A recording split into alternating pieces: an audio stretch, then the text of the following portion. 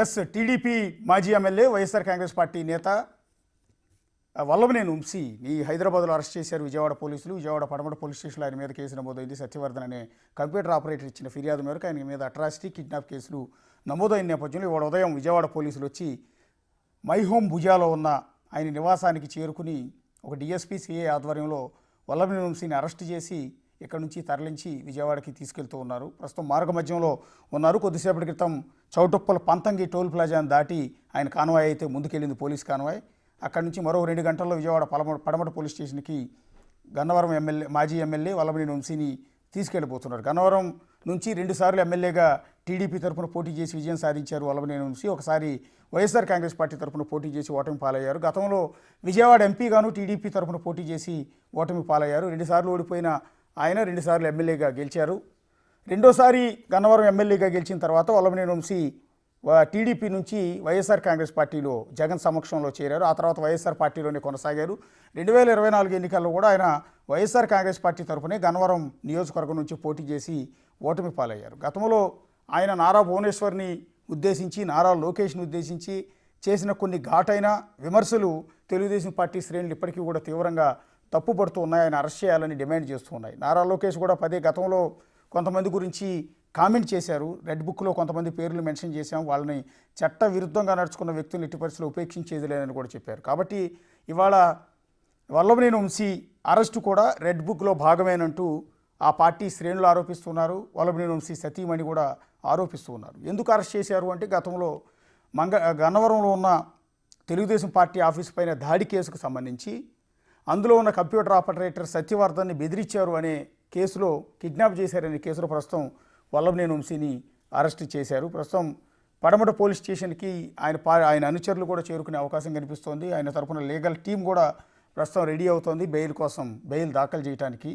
So ఒకసారి కొద్దిసేపటి క్రితం వల్లభనేని వంశీ సతీమణి పంకజశ్రీ గారు బిగ్ టీవీతో ఎక్స్క్లూజివ్గా మాట్లాడారు. తన భర్త అరెస్ట్కి సంబంధించి, తన భర్త అరెస్ట్ని ఎందుకు చేశారు, ఎవరు చేశారు, ఏం జరిగింది అంటూ ఆవిడ కొన్ని ఆరోపణలు కూడా చేశారు. అంతేకాకుండా తన భర్త గతంలో నారా భువనేశ్వర్ మీద చేసిన కామెంట్స్పై ఆ తర్వాత క్షమాపణ కూడా చెప్పారు. అదేవిధంగా తెలుగుదేశం పార్టీని ఎందుకు వీడాల్సి వచ్చింది ఇవెవరు కూడా ఆలోచించట్లేదు. కేవలం ఆయన ఎప్పుడో ఏదో తిట్టాడన్న విషయాన్నే పదే గుర్తుపెట్టుకుంటూ ఉన్నారు, సోషల్ మీడియాలో రన్ చేస్తున్నారు. ఎందుకు ఆయన తిట్టాల్సి వచ్చింది అలా, దానికి ముందు జరిగిన పరిణామాలు ఏంటి, తెలుగుదేశం పార్టీలోనే పుట్టిన ఆయన ఆ పార్టీ తరఫున 2 సార్లు ఎమ్మెల్యేగా పోటీ చేసి పార్టీ ఎందుకు వీడాల్సి వచ్చింది, ఎందుకు వైసీపీలో చేరాల్సి వచ్చింది, ఇవెవరు కూడా ఎందుకు ఆలోచించట్లేదు అంటూ వల్లభనేని వంశీ సతీమణి పంకజశ్రీ కొద్దిసేపటి క్రితం బిగ్ టీవీతో మాట్లాడుతూ ఆరోపించారు. ఒకసారి ఆ బిగ్ టీవీతో పంకజశ్రీ గారు ఏం మాట్లాడారు, తన భర్త అరెస్టుకు సంబంధించి ఎలా స్పందించారు ఒకసారి చూద్దాం. మార్నింగ్ సడన్ గా లోపలికి వచ్చారు సార్, బెల్ కొట్టారు. లోపలికి వచ్చారు, అందరూ సివిల్ డ్రెస్ లో ఉన్నారు. రాయదుర్గం పోలీస్ అని చెప్పారు. వాళ్ళతో పాటు విజయవాడ పోలీసులు కూడా వచ్చారు. వాళ్ళు వచ్చిన తర్వాత ఎందుకు అరెస్ట్ చేస్తున్నారు అంటే ఏం చెప్పలేదు సార్. మేము అడిగాము, మాకు నోటీస్ కూడా ఇవ్వట్లేదు, ఏ కేసు మీద అరెస్ట్ చేస్తున్నారు ఏంటి అని. వాళ్ళకి అసలు ఏమీ తెలియలేదు. మేము 2-3 సార్లు ఇన్సిస్ట్ చేస్తే అప్పుడు రాశారు వాళ్ళు, స్క్రిబుల్ చేసి ఇచ్చారు అప్పటికప్పుడు. అండ్ దే యాడెడ్ SC/ST అని కూడా యాడ్ చేయండి అని చెప్పి యాడ్ చేసి రాసి ఇచ్చారు. ఆ ఫోటో కూడా నేను షేర్ చేశాను మీకు. ఇంకా FIR ఏం ఫైల్ చేయలేదు, మాకు ఇవ్వలేదు ఇంతవరకు. మేము అడిగాం సార్, కానీ వాళ్ళకి ఏం అర్థం అవ్వట్లేదు. అందుకే నేను ఫార్వర్డ్ చేశాను.